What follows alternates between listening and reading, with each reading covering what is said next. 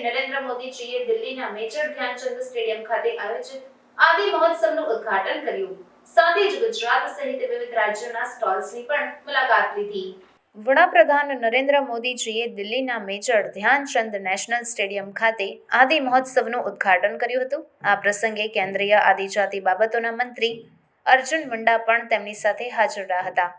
PM મોદીજીએ અહીં સ્વતંત્રતા સેનાની અને આદિવાસી નેતા બિરસા મુંડાને શ્રદ્ધાંજલિ પણ અર્પણ કરી. આ ઇવેન્ટમાં આદિવાસી સંસ્કૃતિ, હસ્તકલા, ભોજન, વાણિજ્ય અને પરંપરાગત કલા પ્રદર્શિત કરવામાં આવી રહી છે. મહોત્સવ આદિવાસી સમુદાયો દ્વારા નિર્મિત આ અન્ના કાર્યક્રમનું કેન્દ્રબિંદુ છે. વડાપ્રધાન કાર્યાલયના નિવેદનમાં કહેવામાં આવ્યું છે કે વડાપ્રધાન મોદી દેશની આદિવાસી વસ્તીના કલ્યાણ માટે સતત વિવિધ પગલાં લઈ રહ્યા છે. આ સાથે તેઓ દેશની પ્રગતિ અને વિકાસમાં આદિવાસી સમુદાયના યોગદાનને પણ યોગ્ય માન આપતા રહ્યા છે. આદિવાસી મહોત્સવ એ આદિજાતિ બાબતોના મંત્રાલય હેઠળના tribal cooperative marketing development federation of India લિમિટેડની વાર્ષિક પહેલ છે. આ વર્ષે તેનું આયોજન દિલ્હીના મેજર ધ્યાનચંદ નેશનલ સ્ટેડિયમમાં 16થી 27 ફેબ્રુઆરી દરમિયાન કરવામાં આવી રહ્યું છે. કાર્યક્રમ 200 સ્ટોલ દ્વારા દેશભરના આદિવાસી સમુદાયોના સમૃદ્ધ અને વૈવિધ્યસભર વારસાને પ્રદર્શિત કરવામાં આવશે. આ મહોત્સવમાં 1000 જેટલા આદિવાસી કારીગરો પણ ભાગ લેશે. साथियों, आदिवासी समाज को लेकर आज देश जिस गौरव के साथ आगे बढ़ रहा है वैसा पहले कभी नहीं हुआ है. मैं जब विदेशी राष्ट्राध्यक्षों से मिलता हूं और उन्हें उपहार देता हूं तो मेरी कोशिश होती है कि उसमें कुछ न कुछ तो मेरे आदिवासी भाई बहनों द्वारा बनाए गए कुछ न कुछ उपहार होने चाहिए. आज भारत पूरी दुनिया के बड़े बड़े मंचों पर जाता है तो आदिवासी परंपरा को अपनी विरासत और गौरव के रूप में प्रस्तुत करता है. आज भारत विश्व को यह बताता है कि क्लाइमेट चेंज, ग्लोबल वार्मिंग ऐसे जो ग्लोबल चैलेंजेस है ना, अगर उसका समाधान आपको चाहिए, आइए मेरे आदिवासी परंपराओं की जीवन शैली देख लीजिए, आपको रास्ता मिल जाएगा.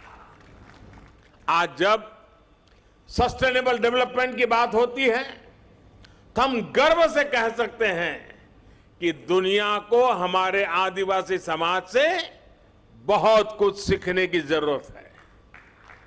हम कैसे पेड़ों से, जंगलों से, नदियों से, पहाड़ों से हमारी पीढ़ियों का रिश्ता जोड़ सकते हैं.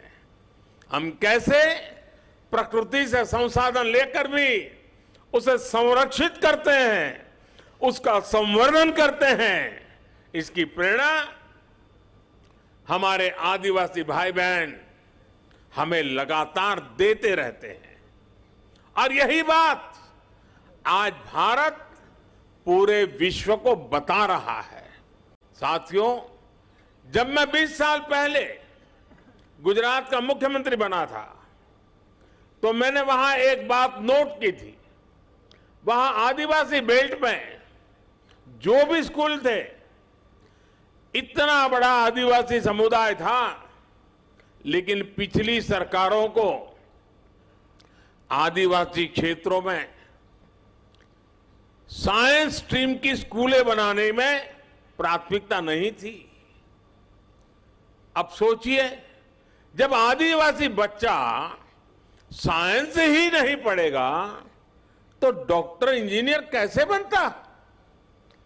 इस चुनौती का समाधान हमने उस पूरे बेल्ट में आदिवासी क्षेत्र के स्कूलों में साइंस की पढ़ाई का इंतजाम करके किया. आदिवासी बच्चे देश के किसी भी कोने में हो, उनकी शिक्षा, उनका भविष्य, ये मेरी प्राथमिकता है. आज देश में एकलव्य मॉडल आदिवासी विद्यालयों की संख्या में 5 गुना की वृद्धि हुई है. 2004 से 2014 के बीच 10 वर्षों में केवल 90 एकलव्य आदिवासी स्कूल खुले थे, लेकिन 2014 से 2022 तक इन 8 वर्षों में 500 से ज्यादा एकलव्य स्कूल स्वीकृत हुए हैं। वर्तमान में इनमें 400 से ज्यादा स्कूलों में पढ़ाई शुरू भी हो चुकी है। 1 लाख से ज्यादा जनजातीय छात्र छात्राएं इन नए स्कूलों में पढ़ाई भी करने लगे हैं। इस साल के बजट में ऐसे स्कूलों में करीब 40,000 से भी ज्यादा शिक्षकों और कर्मचारियों को भर्ती की भी घोषणा की गई है। अनुसूचित जनजाति के युवाओं को मिलने वाली स्कॉलरशिप में भी 2 गुने से ज्यादा की बढ़ोतरी की गई है। इसका लाभ 30 लाख विद्यार्थियों को मिल रहा है। साथियों, आदिवासी युवाओं को भाषा की बाधा के कारण बहुत दिक्कत का सामना करना पड़ता था, लेकिन नई राष्ट्रीय शिक्षा नीति में मातृभाषा में पढ़ाई के विकल्प को भी खोल दिए गए हैं।